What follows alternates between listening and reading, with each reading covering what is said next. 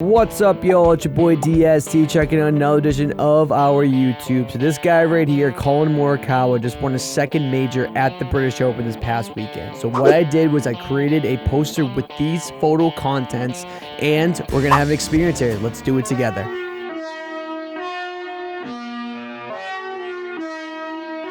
And like I said in the intro, my name is DSD and I run a sports platform. And what we do here is I do some funny content, some artistic stuff, some storytelling, and all various types of sports stuff. So if you like sports, this is a place to be.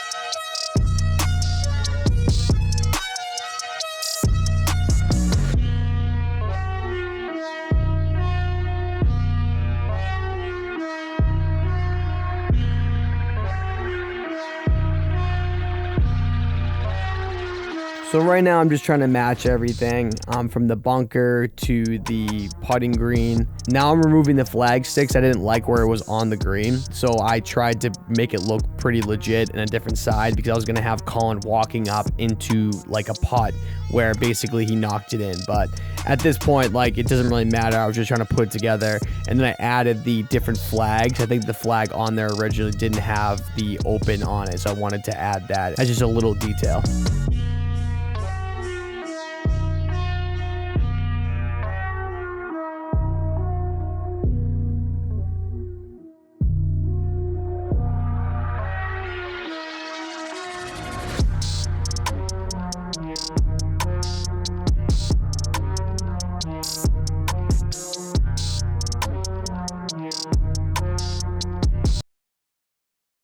So I'm a borderline perfectionist at this point. Like, I don't know if you guys have seen my other previous stuff, but basically I get really obsessed with like the fine details, which makes the art, I think, much better.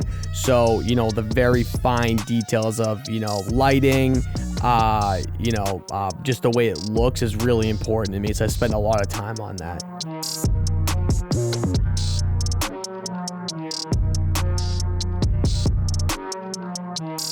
I think this edit took me roughly around 2.5 hours, probably a little bit less. So in a normal day, this is actually a really fast edit for me.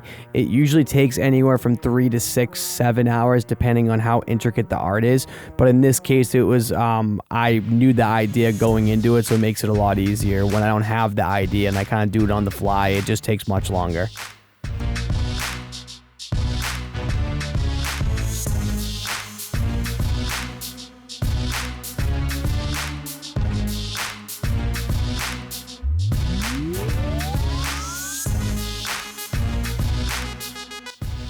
So the shading is actually my favorite part at times, but other times it's not, because I think it's so frustrating because you have to make it look just right. So it can be very frustrating, but when you get it right, it makes a big difference. If you're able to really nail that down early on in the edit, you get a good feel throughout the rest of your edit where you're not looking at it repeatedly being like, oh my God, why did I do that or whatever. Sometimes I lose a lot of faith in the edit, like within the first 20 minutes, which I think a lot of artists feel the same way.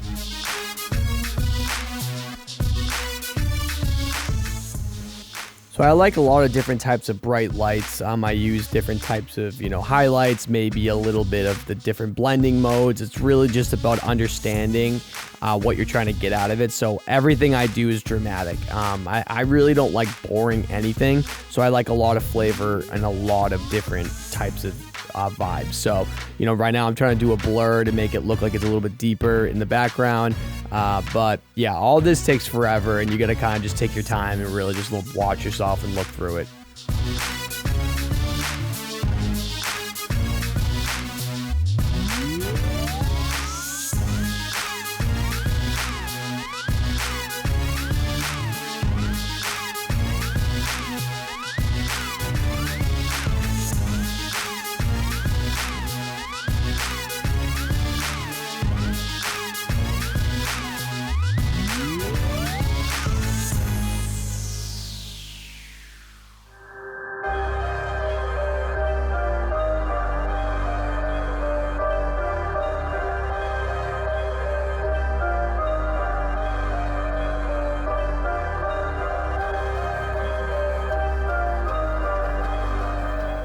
So Collin Morikawa is 24 years old, and he won his second major at 24 years old, which is just ridiculous. There has only been 2 golfers in history that have won the PGA Championship and the British Open before 25.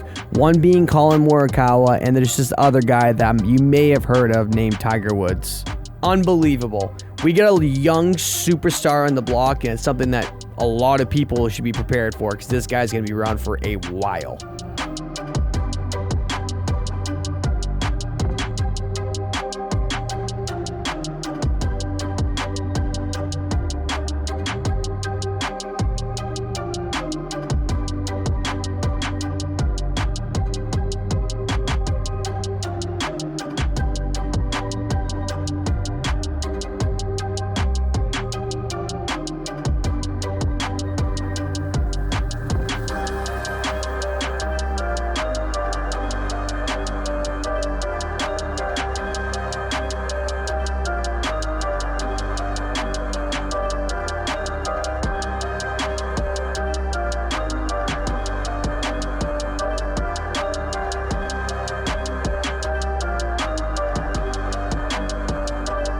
Collin's final 31 holes were bogey-free, which is just so crazy. I mean, I am a average as average golfer can get, so if I can't even imagine not getting a bogey for 31 holes. These guys are just ridiculous. It is the 3rd longest bogey-free streak to end a major by a champion, which is just unbelievably epic.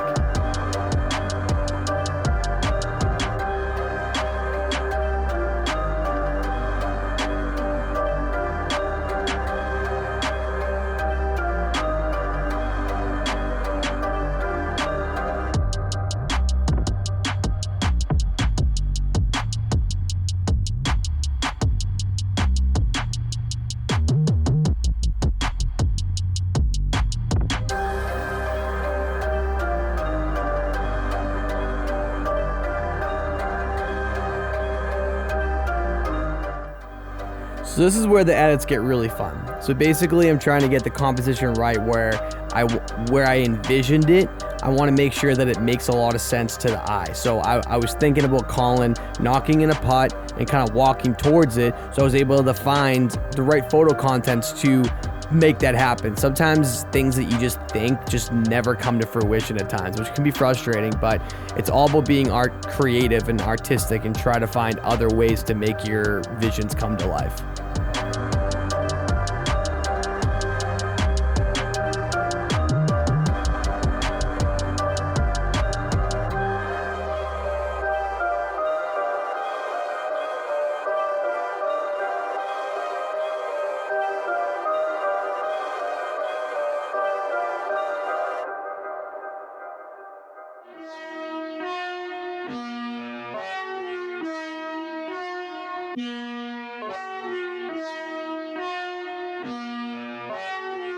As you can see, I bounce around a lot in my edit. I'll be like doing one thing, then I know it's another thing. It's really up to you guys how you want to format it, but the only recommendation I can give you is be organized, because as you can see, I am not. I'm all over the place, and if you're able to put stuff in folders, really clean that up, and it makes such a big difference throughout the edit. But the way my mind works is just very all over the place, so I guess it's artistic freedom, but at the end of the day, it's like, it's much more helpful to be able to be organized, trust me. I just don't ever think to do it, which is so weird, because by the end of the edit, I basically am telling myself what I'm telling you guys right now. Why can't I do this?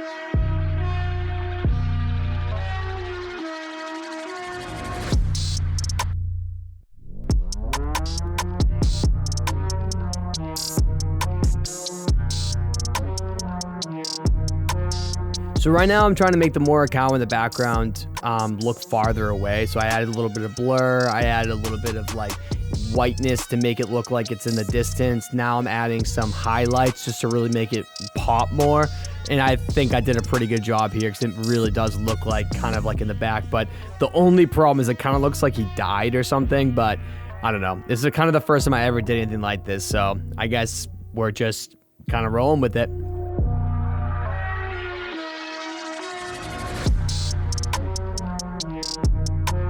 So what's really important with highlights that I've noticed is that you really need to make sure that you're not just putting the highlights on the people.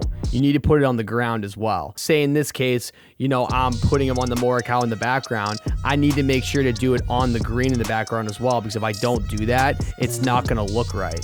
And it's not going to look as epic. The key to art is these small, fine details that create the overall effect. It's really just called building the effect, building the art.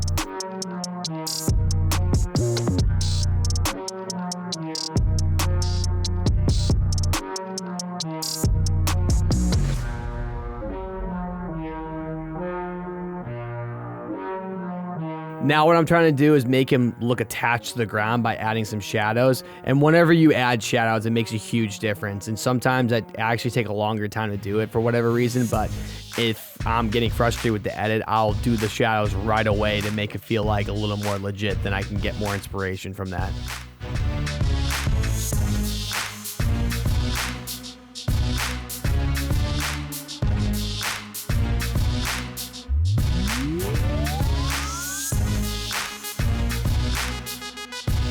I think it looks pretty epic. It's coming together a lot. Like I love the shadows. I love the, you know, different types of highlights. It just is really something that it's exactly what I envisioned. So I'm pretty happy if, you know, how it's coming out. But there's definitely a couple more things I need to do. But by the end of this edit, it was exactly what I was envisioning.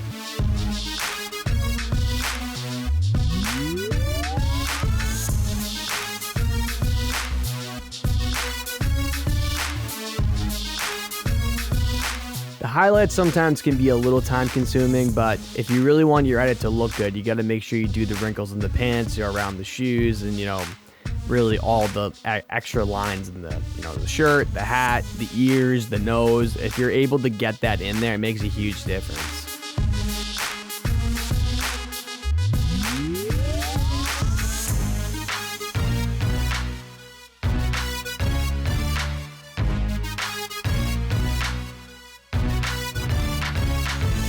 All right, I made a mistake and actually didn't record my camera raw section, so this is it. Hopefully you enjoyed it. If you did, please subscribe down below and let me know who you guys think I should do next. I love editing, and let me know if you have any ideas. Thanks a lot, guys, and enjoy the rest of your day.